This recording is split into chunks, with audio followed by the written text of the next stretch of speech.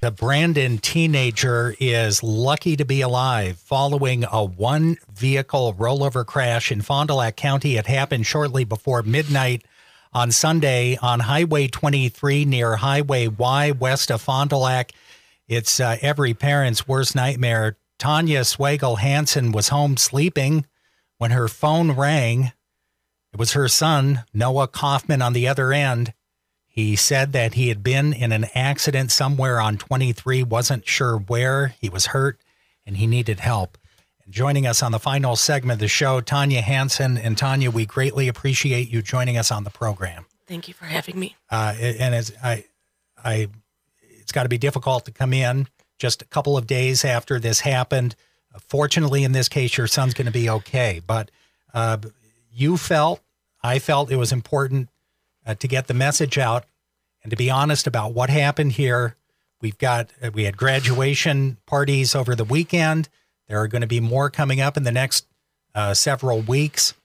And so if you can get the message out to one person to prevent what happened to your son, then it's important to do that. So this happened, was it shortly after midnight, early Sunday morning, actually? Yes, it was. And you're sleeping, obviously.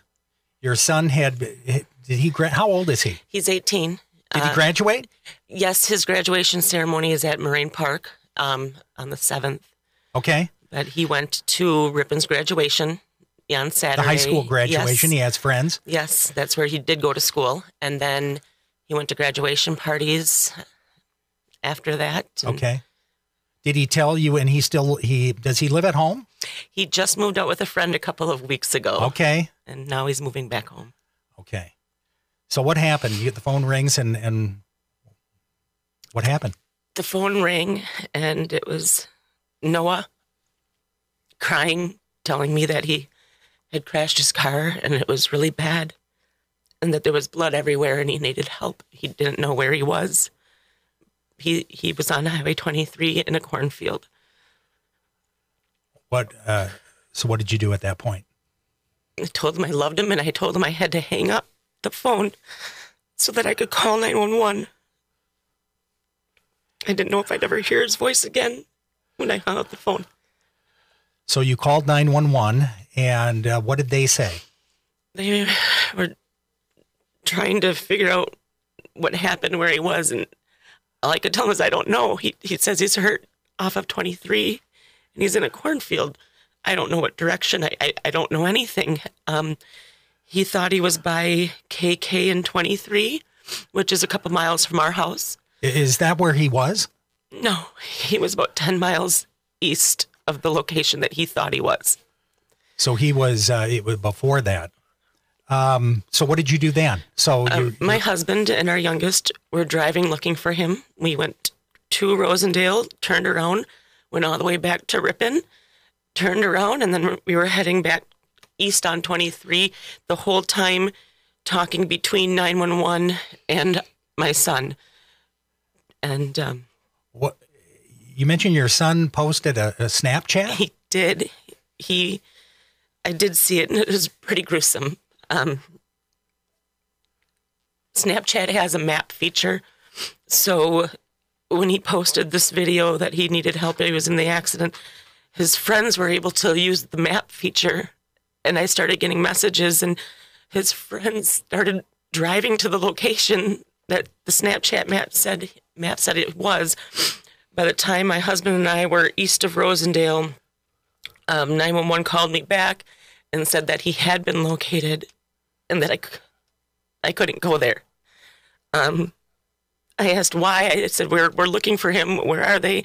And they told me that a sergeant said it was really bad and instructed the dispatch to not disclose the location.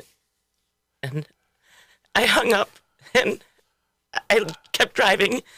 And within about 2-3 miles as we saw the lights, and I just remember getting out and running and screaming. Did you see him there? Or did they put him in the ambulance at that point? He was about 200 yards from his vehicle in the field. They were working with him. I had him on a stretcher. A couple officers, when they saw me running and yelling, grabbed me And I convinced them. They did end up taking me to see him. And I got to ride in the ambulance with him to Was the he hospital. conscious when you saw him? He was conscious. Yes, he was.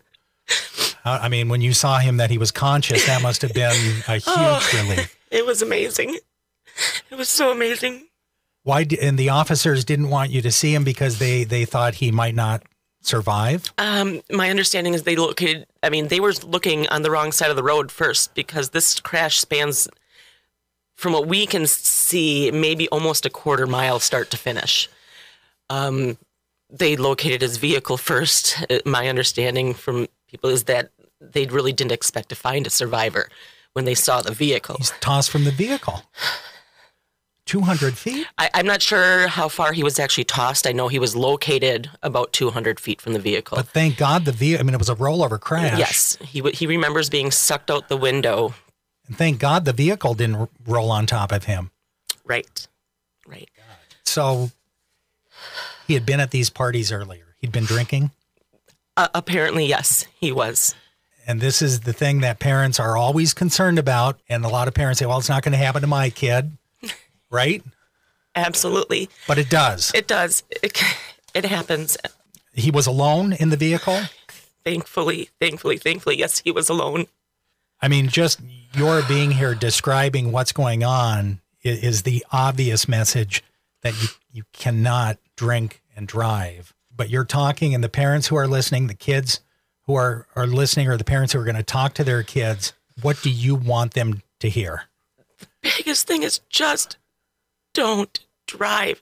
Don't get in a car with somebody who's been drinking. You can call anybody. I guarantee any one of these kids could call anybody to come and pick them up. If a child calls to pick them up because they don't have a safe ride home, I can't imagine anybody telling them no. I never thought my son would do this. Never in a million years. But he did. It's my son. He made a decision that could have affected even more people than it has. Fortunately, he's going to be okay. He was rushed to the hospital. Yes. Yep. Miraculously, the injuries were not as severe as they seemed on the scene. Yes.